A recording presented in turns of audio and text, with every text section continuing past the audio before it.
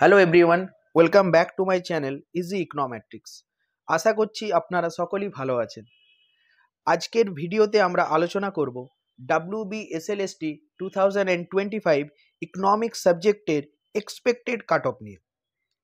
আজকের এই ভিডিওর মূল বিষয়গুলি হলো category wise expected cut of আলোচনা করা, কোশ্চেনের স্ট্যান্ডার্ড নিয়ে কথা বলা, question paper easy to moderate হয়েছিল নাকি অ্যাবাভ এভারেজ হয়েছে সেটা নিয়ে কথা বলা, এবং যেটা মেন বিষয় 2016 SLST কোয়ালিফাইড টিচার ছাড়া আর কারা এক্সপিরিয়েন্সের জন্য এই এক্সট্রা 10 মার্কসের জন্য এলিজিবল, কতজন ক্যান্ডিডেট ইন্টারভিউর জন্য ডাক পেতে চলেছেন এবং ফ্রেশার্সদের জন্য কতটা সুবিধা রয়েছে বা কতটা সুযোগ রয়েছে।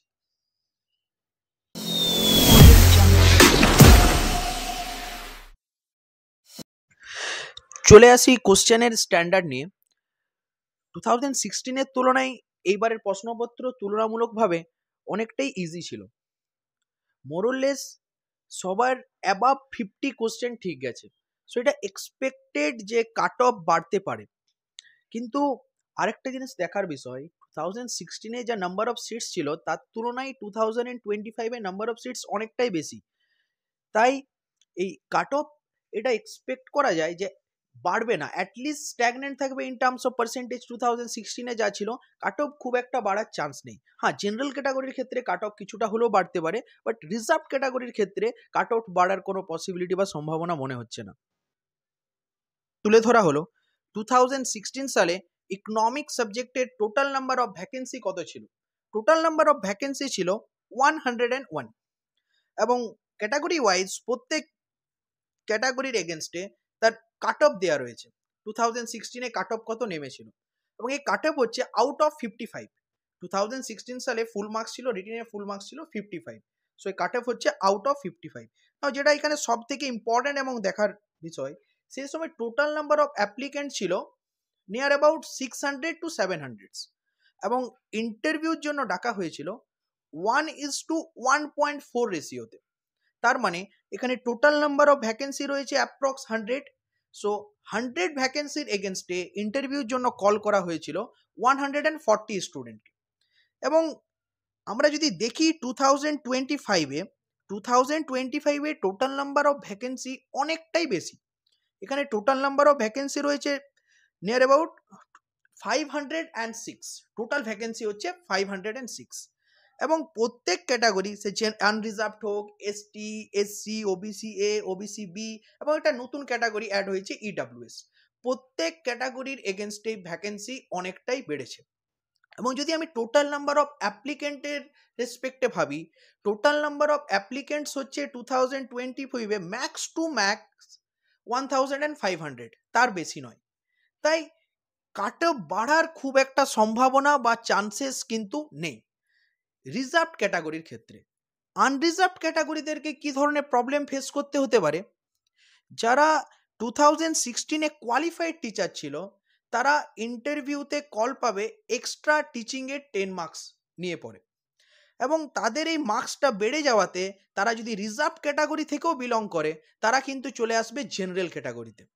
সেই জন্য জেনারেল ক্যাটাগরির ক্ষেত্রে কাট অফটা একটু হাই যাওয়ার চান্স রয়েছে এবং এইবারে ইন্টারভিউর জন্য যা এক্সপেক্টেড 1:1.6 রেশিওতে ডাকা হবে।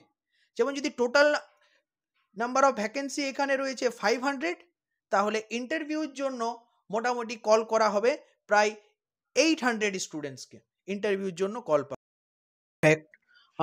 আদার স্টেটস থেকে অনেক অ্যাপ্লিকেন্ট অ্যাপিয়ার হয়েছিল এক্সামের জন্য, তাহলে আদার স্টেটসের অ্যাপ্লিকেন্টের জন্য নাম্বার অফ অ্যাপ্লিকেন্টসটা ইকোনমিক্সে অনেকটাই বেড়ে যাবে এবছর। কিন্তু তার জন্য কি কাট অফে কোনো ইম্প্যাক্ট পড়বে? মনে হচ্ছে না, কারণ majority of the other state students ওরা ইকোনমিক্স হিন্দির জন্য অ্যাপ্লাই করেছিল, ইকোনমিক্স বেঙ্গলির জন্য নয়। তাই তাদের মার্কসটা বা তাদের নাম্বারটা কতটাই বেশি সেটা কিন্তু ইকোনমিক্স বেঙ্গলির কাট অফের উপরে কোনো ইম্প্যাক্ট ফেলতে পারবে না। হ্যাঁ, এটার জন্য ইকোনমিক্স হিন্দির যে কাট অফ সেটা অনেকটাই বেড়ে যাবে। ইকোনমিক্স হিন্দিতে সিটস অনেকটাই লিমিটেড রয়েছে এবং number of applicants other states থেকে বেশি হওয়ার জন্য তাদের কাট অফ অনেকটাই বেড়ে যাবে। 2025 WBSLST ইকোনমিক্সের এক্সপেক্টেড কাট অফ কি হতে পারে। এই এক্সপেক্টেড কাট অফ ফ্রেশার্সদের জন্য, যদি আপনি 2016 কোয়ালিফাইড টিচার হয়ে থাকেন তাহলে সেক্ষেত্রে এই কাট অফ থেকে -10 ধরে নেবেন। ফর দি কোয়ালিফাইড টিচার্স 2016 এই কাট অফের থেকে 10 মার্কস কম কাট অফ হবে। তাহলে যদি আপনি general category male female, for the general category male female cut off হবে 55 মার্কস, এবং general category only female category cut off হবে 54। আগেও বলে রেখেছি এটা হচ্ছে এক্সপেক্টেড কাট অফ, এর থেকে +2 বা -2 হতে পারে। যদি এর থেকে -2 বা -3 হয়ে থাকেন কোনো চিন্তার কোনো কারণ নেই, হোপ ফর দি বেস্ট, আপনি ইন্টারভিউর জন্য প্রিপারেশন শুরু করুন।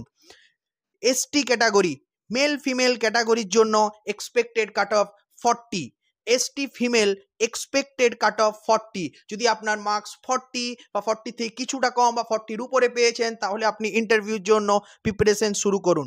Expected cut of for SC category, SC mail female category expected cut of 40 যাবে। নাম্বার অফ সিটস অনেকটাই বেশি, নাম্বার অফ সিটস 81, অনেকটাই বেশি, তার জন্য এসসি মেল ফিমেল ক্যাটাগরিতে কাট অফ কম হবে 40। এসসি ফিমেল ক্যাটাগরিতে কাট অফ মেল ফিমেলের তুলনায় কিছুটা হলেও বেশি হবে, expected cut of 44।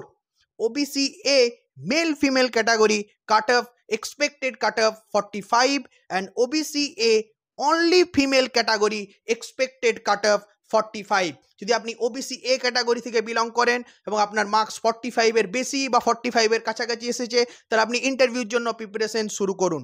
OBC B for male female category expected cut off 50, OBC B only female category expected cut off 48।